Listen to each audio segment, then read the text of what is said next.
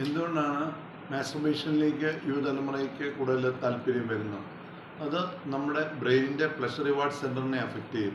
Dopamine എന്ന് പറയുന്നത് ഒരു ഹാപ്പി ഹോർമോണാണ്. അത് നമ്മുടെ മോട്ടിവേഷനെയും മൂവ്മെൻറ്റിനെയും അഫക്റ്റ് ചെയ്യും.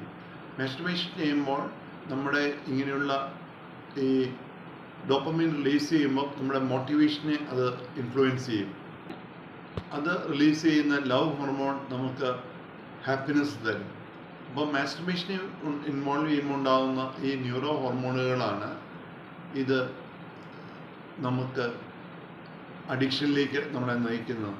ഈ ക്രോണിക്കായിട്ടുള്ള മാസ്റ്റുർബേഷൻ ഹാബിറ്റ്സ് നമുക്ക് ക്രമേണ നമ്മുടെ വർക്ക് അറ്റൻഷനെ അഫക്റ്റ് ചെയ്യുന്നതായിട്ട് പഠനങ്ങൾ കാണിക്കുന്നുണ്ട്.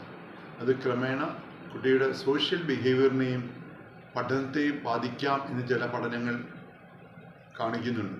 ഒരു സ്ട്രെസ്സ് വരുമ്പോൾ, പരീക്ഷയുടെ സ്ട്രെസ്സ് വരുമ്പോൾ കുട്ടിയുടെ ആ സ്ട്രെസ്സ് കുറയുകയും ആ പഠനത്തിനുള്ള ആ ക്രിയേറ്റീവ് എനർജി കുറയുകയും ചെയ്തു എന്ന് വരാം.